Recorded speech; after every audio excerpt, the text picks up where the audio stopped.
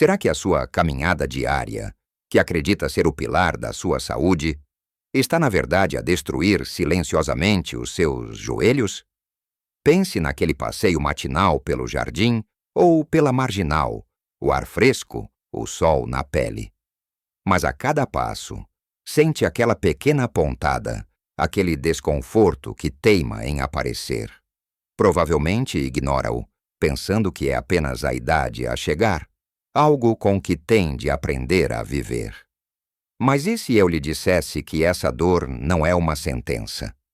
E se o problema não for a caminhada em si, mas a forma como a faz? A realidade dolorosa para muitos de nós, depois dos 60, é o medo de perder a mobilidade. O medo de que uma simples ida às compras se torne uma tarefa hercúlea, ou de já não conseguir acompanhar o ritmo dos netos no parque. Essa dor no joelho pode roubar-lhe a independência e a alegria das pequenas coisas. Mas o segredo não é parar de se mover. O segredo está em descobrir os erros comuns e invisíveis que a maioria de nós comete sem sequer se aperceber. Neste vídeo, vamos desvendar os erros de caminhada mais prejudiciais para os seus joelhos depois dos 60. E mais importante, como corrigi-los com ajustes simples e imediatos. Fique conosco até ao fim, porque o último erro que vamos revelar é provavelmente o mais comum de todos e a sua solução é tão simples que se vai questionar como nunca pensou nisso antes.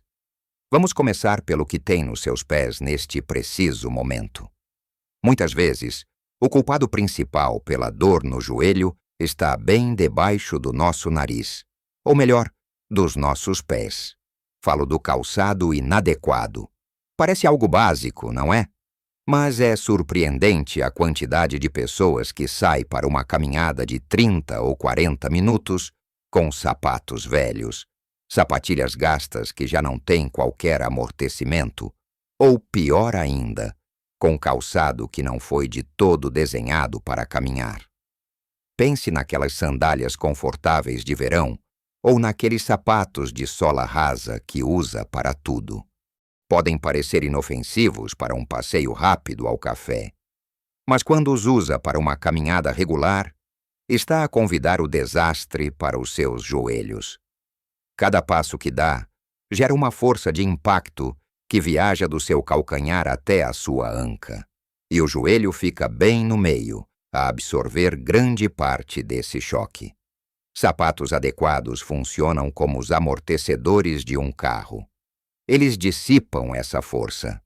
Sapatos velhos ou inadequados, pelo contrário, são como ter amortecedores estragados. Cada buraco, cada irregularidade no passeio é sentida diretamente na sua articulação. O que acontece ao longo do tempo? A cartilagem do seu joelho, aquela almofada protetora entre os ossos, começa a desgastar-se mais rapidamente. Pequenas inflamações tornam-se crônicas, e a dor, que era ocasional, passa a ser a sua companhia constante. A solução é mais simples do que parece, mas exige um pouco de atenção. Não precisa de comprar as sapatilhas mais caras do mercado, mas precisa de investir num par que seja adequado para a caminhada. Vá a uma loja de desporto e peça ajuda. Explique que procura calçado para caminhadas regulares. Procure por 3 coisas essenciais: bom amortecimento, especialmente no calcanhar, bom suporte para o arco do pé, para evitar que o seu pé role para dentro ou para fora, e uma estrutura que ofereça estabilidade ao seu tornozelo. E lembre-se, as sapatilhas têm um prazo de validade.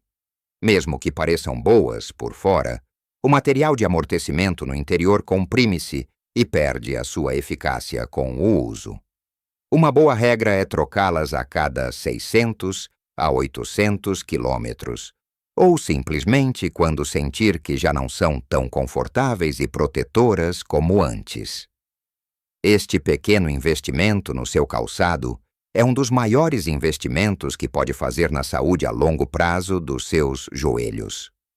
Agora, de mãos dadas com o calçado, vem a nossa postura. Quantas vezes já viu alguém a caminhar completamente curvado, a olhar para o chão, como se carregasse o peso do mundo nos ombros? Talvez até se reconheça nesta descrição. Muitas vezes fazemo-lo por hábito ou por medo de tropeçar. Mas esta postura é um veneno para os nossos joelhos. Imagine o seu corpo como uma torre de blocos. Se os blocos estiverem perfeitamente alinhados, a torre é estável e forte. Mas se começar a inclinar os blocos de cima, a pressão sobre os blocos de baixo aumenta exponencialmente. O seu corpo funciona da mesma maneira. Quando caminha com os ombros para a frente e a cabeça para baixo, está a desalinhar toda a sua estrutura. O seu centro de gravidade desloca-se para a frente, e para não cair, o seu corpo faz compensações. Os músculos da zona lombar ficam tensos, as ancas não se movem corretamente e os seus joelhos acabam por suportar uma carga extra e mal distribuída a cada passo. Pense nisto. A sua cabeça pesa cerca de 5 quilos. Por cada centímetro que a inclina para a frente, é como se estivesse a adicionar vários quilos de pressão sobre a sua coluna e, por consequência, sobre todo o sistema de suporte inferior, incluindo os joelhos. A correção é uma questão de consciência. Antes de começar a sua caminhada, pare por um momento. Imagine um fio invisível preso no topo da sua cabeça, a puxá-lo suavemente para cima, em direção ao céu. Sinta a sua coluna a alongar. Role os ombros para trás e para baixo, abrindo o peito. Contraia ligeiramente os músculos da sua barriga, como se estivesse a preparar-se para receber um empurrão suave. E o mais importante, olhe em frente. Mantenha o seu queixo paralelo ao chão e fixe o seu olhar num ponto à distância. No início, pode parecer estranho e vai ter de se lembrar constantemente de corrigir a postura. Mas, com a prática, esta passará a ser a sua forma natural de caminhar. Não só vai aliviar a pressão sobre os seus joelhos, como também vai notar que respira melhor, sente-se mais confiante e até parece mais alto. A sua caminhada deixará de ser um exercício mecânico e passará a ser um movimento mais elegante e eficiente, que trabalha a favor do seu corpo e não contra ele. Parte 3. Agora que já calçamos os sapatos certos e alinhamos a nossa postura, vamos falar sobre o ritmo e a amplitude do nosso passo. Há um mito muito comum de que para andar mais depressa ou para fazer um exercício mais eficaz, devemos dar passos o mais longos possível. Esticar bem a perna à nossa frente. Parece lógico, mas na prática, este hábito, conhecido como overstriding, é uma das coisas mais agressivas que podemos fazer aos nossos joelhos. Imagine o que acontece quando dá um passo demasiado longo. A sua perna estica-se completamente e o seu calcanhar atinge o chão bem à frente do seu centro de gravidade. Neste momento, o seu joelho está quase ou completamente bloqueado. Esta ação cria uma força de travagem súbita a cada passo. Em vez de o seu corpo rolar suavemente para a frente, ele sofre um pequeno solavanco, um impacto direto que é enviado pela perna acima, atingindo o joelho com uma força tremenda. É como conduzir um carro e, a cada poucos metros, dar um toque brusco no travão. Não é eficiente e causa um desgaste enorme. Ao longo de uma caminhada de milhares de passos, este impacto repetitivo vai moendo a cartilagem e irritando todas as estruturas da articulação do joelho. Muitas dores na parte da frente do joelho ou na anca podem ser atribuídas diretamente a este erro. Então, qual é a alternativa? É contraintuitiva para muitos, dar passos mais curtos e mais rápidos. Em vez de se focar em alcançar o mais longe possível com o pé, concentre-se em fazer o pé aterrar mais diretamente por baixo do seu corpo, por baixo das suas ancas. Pense em caminhar de forma mais leve, como se estivesse a pisar em brasas. Os seus pés devem passar menos tempo em contato com o chão. Isto não significa que tenha de correr, mas sim aumentar a sua cadência, ou seja, o número de passos que dá por minuto. Ao dar passos mais curtos, o seu joelho estará ligeiramente fletido quando o pé toca no chão, permitindo que os músculos da sua coxa, os quadríceps, absorvam o impacto como uma mola natural. A força de travagem desaparece e o movimento torna-se mais fluido e protetor para as articulações. Para praticar, pode tentar contar os seus passos. Tente aumentar ligeiramente o número de passos que dá em 1 minuto, sem necessariamente aumentar a sua velocidade geral. Vai notar que a sua caminhada se torna mais suave e o impacto nos seus joelhos diminui drasticamente. É uma pequena mudança na mecânica do seu passo que pode fazer uma diferença gigantesca na saúde das suas articulações a longo prazo. Outro aspecto fundamental e muitas vezes negligenciado é a superfície onde caminhamos. Vivemos num mundo de betão e asfalto. A conveniência de caminhar nos passeios da nossa rua é inegável. Mas estes terrenos duros e implacáveis são um verdadeiro inimigo dos nossos joelhos. Cada passo que damos numa superfície como a calçada portuguesa ou o alcatrão devolve quase toda a força do impacto de volta para o nosso corpo. Estas superfícies não têm qualquer capacidade de absorção. Com o tempo, essa vibração constante e repetitiva funciona como um martelo pneumático em câmara lenta sobre as nossas articulações, acelerando o desgaste da cartilagem. Se já tem alguma sensibilidade ou artrite nos joelhos, caminhar exclusivamente em superfícies duras pode agravar a inflamação e a dor. A solução aqui é a variedade. Tente quebrar a rotina do betão. Procure um parque ou um jardim perto de si, que tenha caminhos de terra batida. A terra, a relva, ou mesmo as pistas de atletismo de tartan, são superfícies muito mais macias e tolerantes, que ajudam a dissipar a força do impacto antes que ela chegue aos seus joelhos. Sei que nem sempre é fácil ou prático encontrar estes locais, mas tente incorporar pelo menos 1 ou 2 caminhadas por semana num terreno mais macio. Se tiver a sorte de viver perto da praia, caminhar na areia dura e molhada junto à água também é uma excelente opção. Se a maior parte das suas caminhadas tiver mesmo de ser em passeios duros, então a importância de ter um calçado com excelente amortecimento, como falamos no início, torna-se ainda mais crítica. A sola das suas sapatilhas será a sua única linha de defesa. Variar o terreno não só protege os seus joelhos, como também desafia o seu corpo de formas diferentes.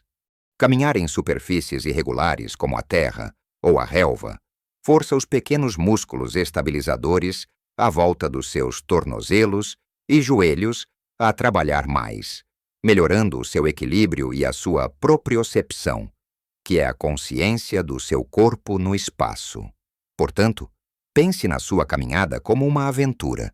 Explore novos caminhos e dê aos seus joelhos uma pausa da dureza da cidade. Parte 4.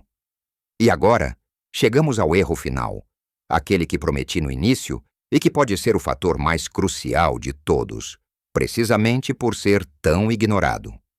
Acreditamos que caminhar é um exercício completo e suficiente por si só.